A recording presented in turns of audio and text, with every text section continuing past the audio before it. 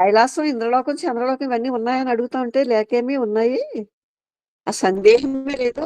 అక్కడ కూడా నా వంటి స్వామి అక్కడ కూర్చొని ఉంటాడు, చెప్తూ ఉంటాడు. అంతా ఇక్కడలాగే ఆ లోకాలు కూడా అలా ఉంటాయి. అయితే మాత్రం ఏమిటి, చంద్రలోకాన్ని చూస్తే ఇంద్రలోకం కావాలంటావు, ఇంద్రలోకాన్ని చూస్తే వైకుంఠం కావాలంటావు, ఆ తర్వాత కైలాసము, ఆ తర్వాత ఇంకేదో. మనసు అట్లా పరిగి పెడుతూనే ఉంటుంది. మరి ఇందులో శాంతి ఎక్కడుంది చెప్పు? మా ఇంకా లోకాల దాకా వెళ్ళలేదమ్మా అసలు మేము. అందుకే మనకి బుద్ధుడు అంటాడు, నీలో నమ్మకాల్లో ఇన్ని లోకాలను పెట్టుకుని ఉన్నావు కాబట్టి. ఆయన ఆనందుడు బుద్ధుడిని అడుగుతాడమ్మా విజయ.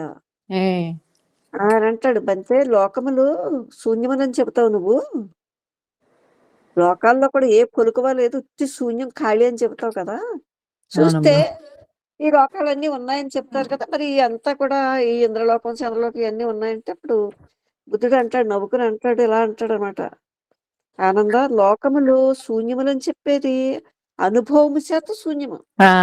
అనుభవం చేత శూన్యము. ఈ ఆరుమూరల దేహం ఉండగానే నీలో నిక్షిప్తం చేసేసుకున్నావు కదా నమ్మక విశ్వాసాలతో ఈ లోకాలన్నీ, అవన్నీ తెలుపుకుని వాటిని దాటి అవతలకు వచ్చాయని చెప్తాడు అనమాట. అంటే అవి నీ కల్పనని తెలిసి చూసి వాటిని ఒడిచిపెట్టి అవతలకు రా అని చెప్తాడండి. అవునమ్మా, అవును. ఇప్పుడు మన 7 భూమికల్లో 7 ఏమంటారు, 7 చక్రాల్లో జరిగేదంతా కూడా అదే. శాస్త్రాల వరకు, ఆ పై ఇంకో 3 వరకు కూడా అవన్నీ కూడా ఇది దీని స్థావరం అన్నమాట. మనసు యొక్క శక్తి యొక్క స్థావరం అండి, మా యొక్క స్థావరం అదంతా కూడా. అది తెలుపుకోకపోతే దాన్ని విడిచిపెట్టి మీరు ఎలా యువతలకు వస్తారు? మరి రాలేరు కదా. అవునమ్మా. అవేమి గొప్పవి కాదు, వాటికి ఒక రూపాయి కల్పించక్కర్లేదు మనం. చెప్పమ్మా. ఇప్పుడు విజయక్క, ఇప్పుడు లోకాల వరకు వెళ్ళలేదు అంటున్నారు, కానీ ఆ లోకవాసులతో అయితే తిరిగేస్తాం కదా అక్కడ. ఇప్పుడు మనం అంటే మన ఇక్కడే ఇప్పుడు చూడండి, తిరియక్, నిరయ, ఏంటి అసుర, ప్రేత మనకి సూక్ష్మంగా ఉన్నారు తెలియట్లేదు. అయితే ఈ పశువులు, పక్షులు, లేకపోతే కొండలు, కోనలు, మరి ఇవన్నీ ఇయ్యే కదా నిరయ, తిరియక్ జాతులతో చాలా గట్టి సంబంధాలు ఉన్నాయి కదా మనకి. ఇప్పుడు ఈ లోకంతో ఉంది కదా, ఇది ఒక లోకమే కదా. ఇది ఒక లోకమే. వాటికి మన మనుషులని మనం ఫలానా అని తెలియదు, మనం ఇంకొంచెం పై లోకంలో ఉన్నాం కాబట్టి అవి ఫలానా అని తెలుస్తున్నాయి అన్నమాట. ఇదే విజయ. ఇప్పుడు ఎప్పుడైతే తిరిగేసి అమ్మ జంతు ప్రేమనో, లేకపోతే జంతు దయనో, లేకపోతే ఇంకోటనో వాటితో పెంచేసుకుని ఆ లక్షణాలని ఆహారం తీసేసుకుని మళ్ళీ అవన్నీ పోగు చేసేసుకుంటున్నాం.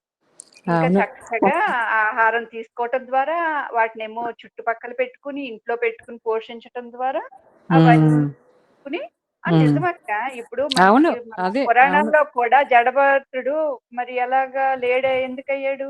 అవును, అవునవును. ప్రతి ఒక్కటి మనం దేంతో నేను ఎప్పుడు వీళ్ళు మామూలుగా మనం చెప్తాం కదా గరుడ పురాణం, అసలు నమ్మేదాన్ని కాదు. ఏంటి నరకం అంటారు, స్వర్గం అంటారు, అసలు ముందు మనం ఉన్నదే కదా ఈ లోకం. అది ఎప్పుడు మైండ్ లో అవేమి లేవనే వచ్చేది మైండ్ లో. అంటే అబద్ధం అంతా గరుడ పురాణంలోనే ఉంటుందండి. అది ఎక్కువ చేసేసి అది ఆనాటి బ్రాహ్మణ్యం, అది వీళ్ళని భయపెట్టడానికి చేసినటువంటి రచన అదంతా కూడా. అవునమ్మా, అవును. మానవుడు ఎలాగా జడిపించుకుంటా ఉంటాడు చూసారా? అవునమ్మా. మానవతను అంతా ఇక్కడ మృత్యం అయిపోతుంది అనమాట. నామం నిన్న మొన్న బోధలో నామం గురించి వచ్చింది కదమ్మా. అయ్యి బాబా, నామదేవుడు చూసారు, అద్భుతంగా నామదేవుడి గురించి వచ్చింది. నాకు ఒకటి అనిపించింది, ఇప్పుడు నామం అంటే ఇప్పుడు రమణ, భగవాన్ రమణ అంటే మనకు నాకు ఒక ఇది.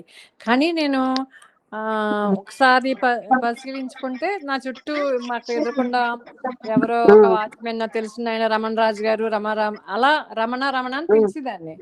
అప్పుడేమి నా మనసు ఏమీ స్పందించలేదు కదా. అంటే నేను భగవాన్ నామంతో కాదు, దానికి కావాలా ఏ శక్తి ఉందో దానికి సరెండర్ అయ్యానని. ఈ నామం కాదు, అదే నామదేవుడు కూడా మనకు చెప్పింది. ఇప్పుడు భగవాన్ నామం, భగవాన్ లేకపోతే రమణ అనే నామం కూడా ఆ నామం కాదు.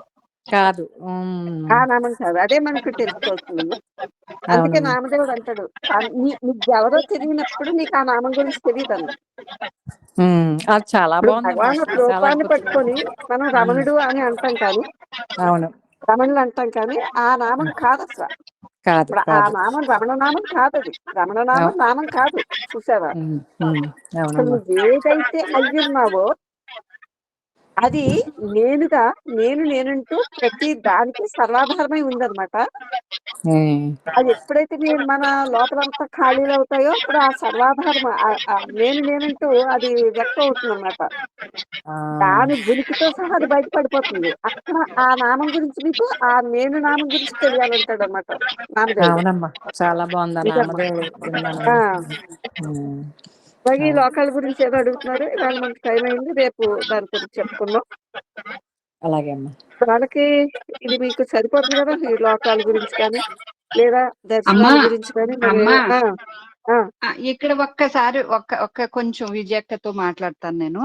మాట్లాడు విజయక్క, ఇప్పుడు మనం చిన్ని. మీరు అన్నారు కదా, నేను రమణ అన్నప్పుడు రమణుడు నామంతో కాదు కనెక్ట్ అయ్యింది, రమణుడు యొక్క శక్తితో అయ్యాను కాబట్టి నాకు ఈ ఈ నామం వింటున్నప్పుడు నాకేం అనిపించట్లేదు, ఆ పేరు కాదు నాకు అనేది అన్నారు కదా.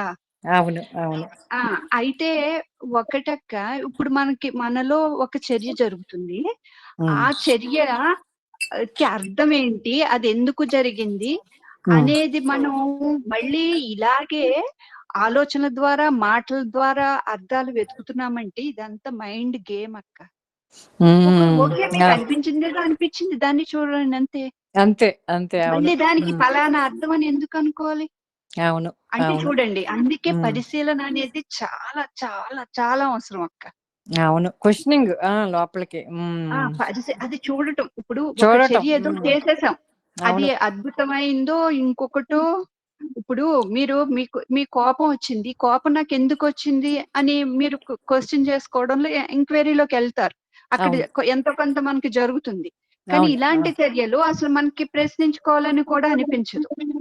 కానీ ఇవి కూడా సేమ్ అటువంటివి అక్క, తేడా ఏమీ లేదు. ఇదేమి కొంచెం ఎక్కువ పవిత్రత కలిగింది ఇంకోటి కాదు. ఎందుకంటే ఇక్కడ నేనే ప్లే చేస్తాంది, అక్కడ నేనే ప్లే చేస్తాంది. అవును అంతేనా? అంతే అంతే. అవును చిన్ని. అవును. మన ఇప్పుడు ఎలా ఉందో అలా ఉందంతే. ఇంకా మళ్ళీ అది ఎందుకుంది అని ఒక అద్భుతమైన దాన్ని మళ్ళీ ఒక ఆలోచన పెట్టుకుని మనం మళ్ళీ దాంతో కలిపి కూర్చుంటే ఇంకొంచెం వ్యాపకం, ఇంకొంచెం అర్థాలు ఇస్తున్నాం. ఈ అర్థాలు మళ్ళీ అన్ని మనమే ఖాళీ చేసుకోవాలి. మళ్ళీ దానికి ఆన్సర్స్ రావాలి కదా. మళ్ళీ మన మన మన బాస్కెట్ నిండిపోతుంది మళ్ళీ. అవును అవును అవును అవును. పక్కన ఖాళీ, పొద్దునంతా ఖాళీ చేస్తా కూర్చుంటాం, సాయంత్రానికి అంతకు మళ్ళీ నింపేస్తున్నాం జాగ్రత్తగా చూసుకోకపోతే. అవును అవును అవును. ఇంకా ఎందుకంటే మీలో ఎలాంటి మీ తత్వం, మీ ఉనికి ఎలా ఉందో మీరు అలాగే కదులుతారు. మీ అలంకరణలు కానివ్వండి, మీ తాదాప్యతలు కానివ్వండి, ఏదైనా కూడా మీ అన్ని ఎమోషన్స్ ఎలాంటివి, ఇది అలాంటి ఎమోషనే. అయితే అందులో ఇప్పుడు ఆ అర్థాలు ఇవ్వక్కర్లా. అది ఎప్పుడు ఎంక్వైరీ చేస్తాము. ఇప్పుడు కోపం అనుకోండి, ఎంక్వైరీ ఎందుకు చేయాలంటున్నానంటే పదే పదే మనకి కదులుతా ఉంటుంది, సంఘర్షణలకు లోన్ అవుతాం కాబట్టి అక్కడ ఎంక్వైరీ చేయాలి. ఇది కూడా అలా మనం ఎంక్వైరీ చెయ్యకపోతే ఇది కూడా ఒక కండిషన్ అయిపోతుంది. అవును అవునవును అవును చిన్ని, అర్థమైంది. అంతే. అంటే ఇందాక కూడా నేను చూడండి, మన ఇద్దరం చిన్నగా మనం ఒక జోక్ చేసుకున్నాం కదా, మీరు నంది అన్నారు, నేను నంది బొమ్మ అన్నాను, అక్కడికి అయిపోయింది అంతే. జస్ట్ వచ్చింది, అయిపోయింది అంతే. నాకు అది బొమ్మని లేదు కదా, నాకు దాని అవతల ఇది కదా అని మళ్ళీ ఎందుకు మన ఇంకో 2-3 ఆలోచనలు ఎందుకు పెంచడం దాని గురించి? అవును అవును, అది ఇంకా అలా స్టాక్ అయిపోతుంది కదా. ఎందుకు అంటే అక్క, ఆలోచన వచ్చినప్పుడు పర్వాలేదు, ఎన్నైనా రానివ్వండి, అయితే దాన్ని గమనించకపోతే దానిలో ఎనర్జీని కోల్పోతున్నాం. మరి ఎనర్జీ మన దగ్గర సరిపడినంతగా లేకే కదా. ఇప్పుడు అమ్మ భగవాన్ వీళ్ళకి ఎందుకంటే పూర్తి ఎనర్జీ వాళ్ళు ఈ మ్యాటర్ అంతా తీసేసారు, పదార్థ స్థాయి అంతా తగ్గించేసారు వాళ్ళు. శక్తి స్థాయి పెంచేస్తారు. ఎలా ఇది పెంచారు? లేనప్పుడు ఆ మనసు ప్రతి పూర్తిగా ఆలోచనని, ప్రతి శబ్దంలోకి చర్యని చూడడం ద్వారా. అవును. అందుకని మీకు ఎన్ని ఆలోచనలన్నా రానివ్వండి పర్వాలేదు. అయితే ఆ! దానిని మనం చూడగలుగుతున్నామా? ఇది అన్నిటికంటే ముఖ్యం. అంతే. అలా అవును. అలా చూసినప్పుడు ఏమవుతుందంటే మన శక్తి అంతా ఒక చోట కేంద్రీకృతం అవుతుందమ్మా. అవునమ్మా. అవును. వేస్ట్ అవ్వదు వేస్ట్ గా అది అవ్వదు. అవును. ఇలా ఏంటంటే ఇది కాదు కదా అది కాదు కదా అన్నప్పుడు ఇక్కడ అవును. ఎంతో కొంత శక్తి తగ్గుతుంది. అవును. అది గురు పౌర్ణమి రోజు మీరు చెప్పింది సేమ్ ఇది ఈ పాయింట్ ఆ, చెప్పారమ్మా. అదే అదే అదే అదే అమ్మా. అవును. శక్తి కేంద్రీకృతం అయితే తప్ప బయట చర్య పడిపోదు. బయట చర్య పడిపోనంత వరకు సుప్త శాతం కదలికలు ఉండవమ్మా. అవునమ్మా. అప్పుడు ఇంకా గురువు అంటే నామరూపాలుగానే చూస్తాం తప్ప ఈ నామానికి రూపానికి అతీతంగా ఉన్న ఆ శక్తి వైపు ఇది దాని అనుభూతి చెందలేదు విజయ. అవునమ్మా. అవును. అవును. అందుకే ఎంత ఎంత తగ్గితే ఇప్పుడు భగవాన్ ఇంతకు ముందే అన్నారు చూడండి, ఆహారము వాక్కు మనం చేసేటువంటి ఏదైతే ఉందో కర్మ చూసారా, చర్య. చర్య చర్య ఈ 3 మితంగా ఉండాలని చెప్పారన్నమాట. అవునమ్మా. అవును. ఒక సాధకుడికి ఈ 3 కూడా మితంగా ఉండాలి. భగవాన్ చెప్పిన మాటల్లో మాంసాహారాన్ని ఒక సాధకుడు పక్కకు పెట్టేమన్నారు ఆయన. నువ్వు ఎప్పుడైతే నీ ఉనికిగా నువ్వు ఉన్నానని తెలుసుకుంటావో, నీకు ఆత్మ సాక్షాత్కారం ఎప్పుడవుతుందో అప్పుడు ఎటువంటి ఆహారం నువ్వు తీసుకున్న దానికి ఏ ఇబ్బంది లేదు. నువ్వు ప్రపంచంతో మింగిలైపోయినా ఏమి కాదు నీకు. మీకు అర్థమైందా? అవునమ్మా. నిజంగా అలా ఉన్నవాళ్ళు ఎప్పుడు తీసుకుంటారంటే అమ్మా ఇంక వాళ్ళకి తినడానికి వేరే ఇంకా ఆహారం ఏమీ లేనప్పుడు తీసుకుంటారు. లేదనుకో. బుద్ధుడు లాంటి వాళ్ళు అప్పుడు అలా తీసుకున్నారు అన్నమాట. అలాగే అవును. అదే అమ్మా అదే ఇప్పుడు ఏంటంటే ఎందుకంటే ఎప్పుడైతే తన ఆ ఎరుక తనకి అనుభూతి చెందాడో అప్పుడు అది ఒక అగ్ని. ఆ ప్రజ్ఞ అనేది ఒక అగ్ని అన్నమాట. అగ్నితోటి చెప్తారు ఏ మహాద్రష్ట అయినా కూడా. అది ఒక జ్వాల.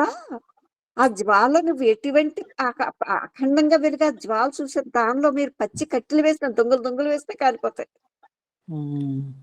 చూసారా? అంతే కదమ్మా. అవును. దాని ప్రభావం ఏమీ ఆ జ్వాలకు లేదు. చూసారా? అవును. అవునమ్మా. ఆ జ్వాల ఆడిపోయేదానికి లేదు ఇంక అసలు. అవును. అవునమ్మా. ఇంత మొద్దు కట్టెలు వేసేసిన మీరు దానిలో అవును.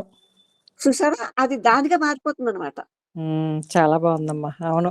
అది అది ఇదే తేడా ఉంటుందమ్మా. వాడికి మనకి తేడా అదే. అవునమ్మా. అందుకని ఇక మనం ఈ నీచాణువును పూజలు చేసుకుంటున్నాం అనేది ప్రతి సత్సంగి కూడా గుర్తుపెట్టుకోవాలి.